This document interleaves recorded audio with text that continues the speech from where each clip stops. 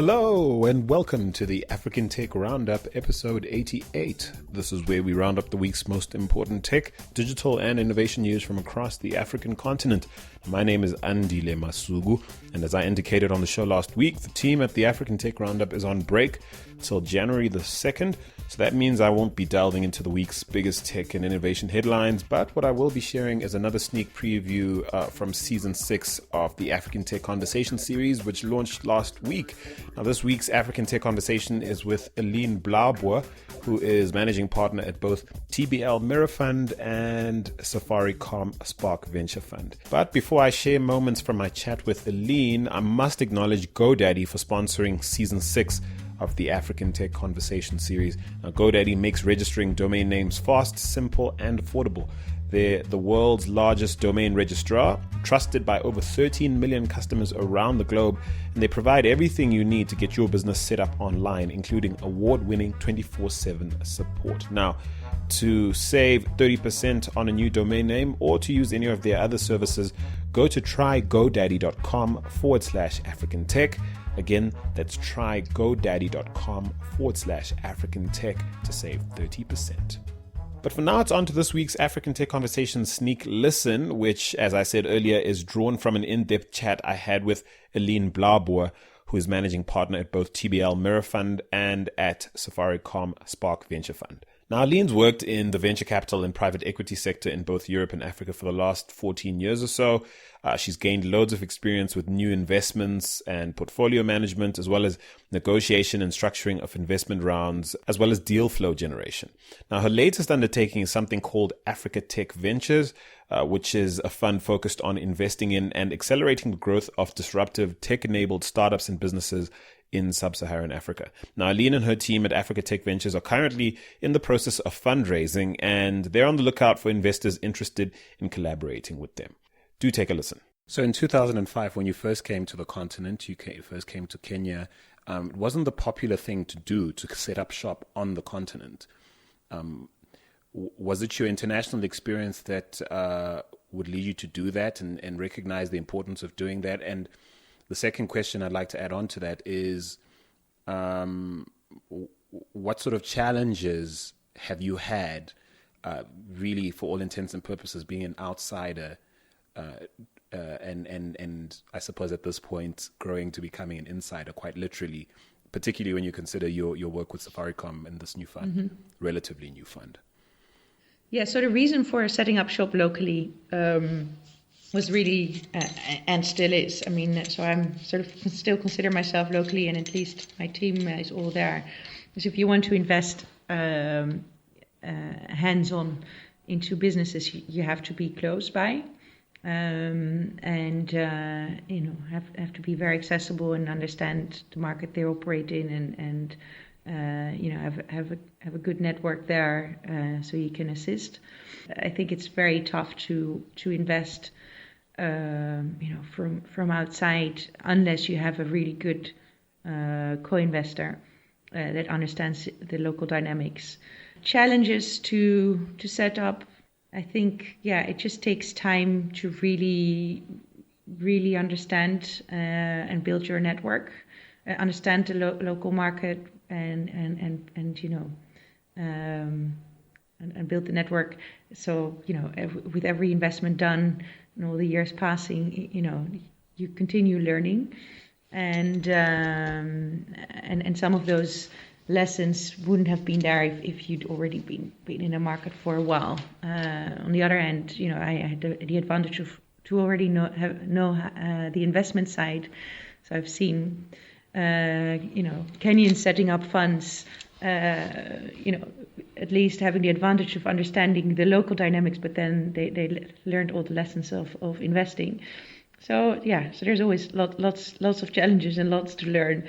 I think on my end, just some of the levels of corruption and fraud in all areas definitely was very new to me, and I think I had to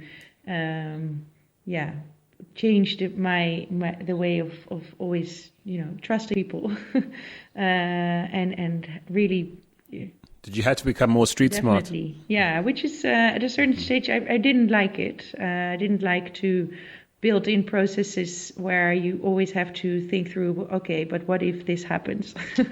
And my dad calls it the human element, where you have to strategize to counter the human element. and that's of course you have that in every country, but just the way things happen are different in every region. So that's the lesson. Those are the lessons learned. Then and coming to Safaricom. So we're actually I'm working on two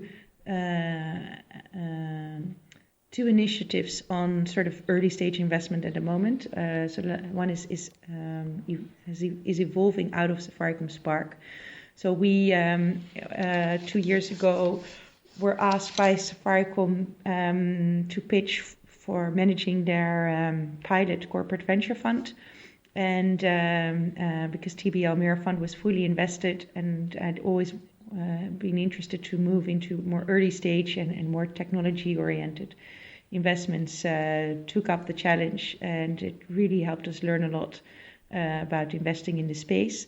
And it helped us learn a lot about investing, from a corporate venture fund, with working with a corporate, where there are lots of added value. So in terms of really very quickly understanding certain business models, and sort of having access to people within Safaricom to sort of see how they operate and think of how it can benefit them and what they can do, and the power of that kind of added value is great, and also basically being able to almost get into every deal if you bring that kind of connection. On the other hand, I think some deals we couldn't get in because Safaricom is also not always known as a nice party. So that's been very interesting, and following the pilot now being sort of coming to an end, our conviction is that there is certainly a need for a larger fund doing these kind of early stage investments in mobile technology.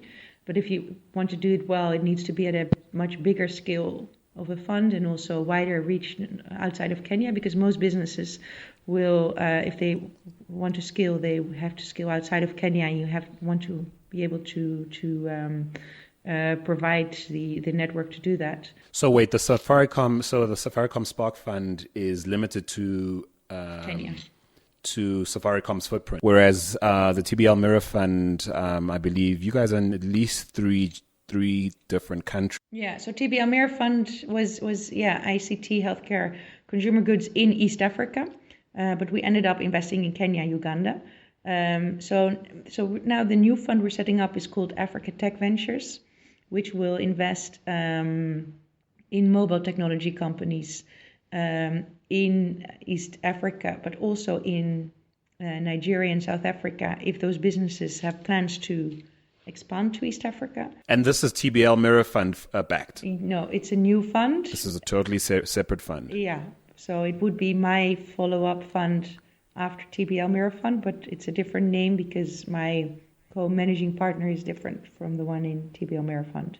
You raised some interesting things in your previous statement that made me curious. I mean, I'm often quite skeptical of corporate-led venture funds because I really, in many instances, they really are just token PR gestures, and in some case, like you say, they can have a negative impact in terms of perception issues in the marketplace when you are going hunting for investment. Compare and contrast really how your role as managing partner is different in managing the expectations of some of your partners you've got like Safaricom on one hand, and then you've got, like you said, the mostly overseas individual investors that you brought on board for TBL. What are some of the challenges day to day in managing their expectations, in managing the direction they'd like you to take, their interests, what they'd like to get out of a situation beyond a successful exit, hopefully at some point, and managing the soft issues of those relationships. What would you say are some of those challenges? Let me into your world as a managing partner of two quite different funds in that respect. Yeah, and that's a very good question. And I think my answer will also tie into the fact that we are now talking to Safaricom about investing in this new fund we're setting up as one of the investors and not continuing a relatively small corporate venture fund. So Safaricom, when they set up this fund, it's set up out of their innovation department with the aim to play a different role in startup world in Kenya, where they are always they're approached by lots of companies who want to work with them or have to integrate into M-Pesa, and they really were not very well known for those interactions. So either very inaccessible, really difficult to integrate technologies, and then very often people felt that they they went to Safaricom to then see Safaricom launch something competitive, so stealing their idea. So they wanted to change their perception of the market and also benefit more. If they would then improve their actions towards these companies, for those that were really successful to also benefit. So that's why they were set up initially. So when we started, talking to the IC, so first of all, with the corporate, so sometimes people come and go, so there were a bit of changes internally which might change the way that people look at the fund.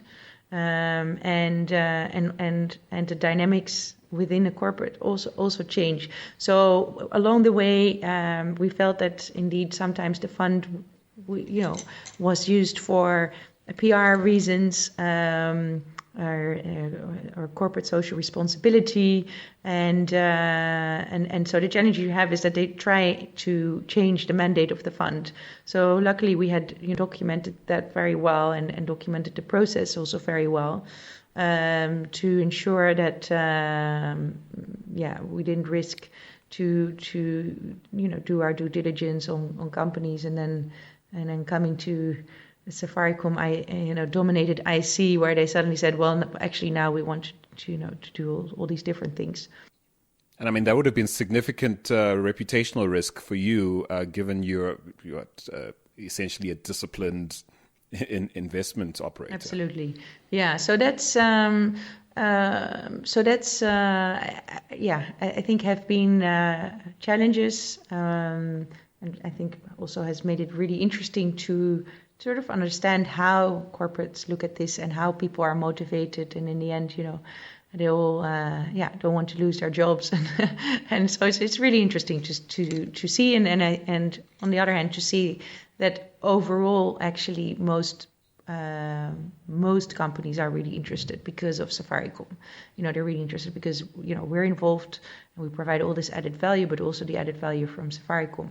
So and the strength of the brand. Yeah, the strength of the brand, and also so companies coming from outside of the region actually want to start in Kenya, where they say, well, if we can start with a partner like Safaricom, with the scale they provide and the access to and the established access to markets, etc. Yeah. Well, the rest of that conversation is certainly worth a listen and is available right now on africantechroundup.com. You can also find the series on iTunes, Stitcher, SoundCloud, and basically any other good podcatcher out there when you search for African Tech Conversations. And of course, many, many thanks to GoDaddy for sponsoring this season of African Tech Conversations. Remember that you can buy your own domain name, build your site, or use any of GoDaddy's business tools and save 30% at trygodaddy.com/African Tech. That's trygodaddy.com/African Tech. And so that's it for this week. Do join me again next week and for another 2 weeks this festive season on AfricanTechRoundup.com, where we'll be dropping at least 2 more sneak listens from the African Tech Conversation series. But for now, I'm Andile Masuku. Until next time, do take care, Africa.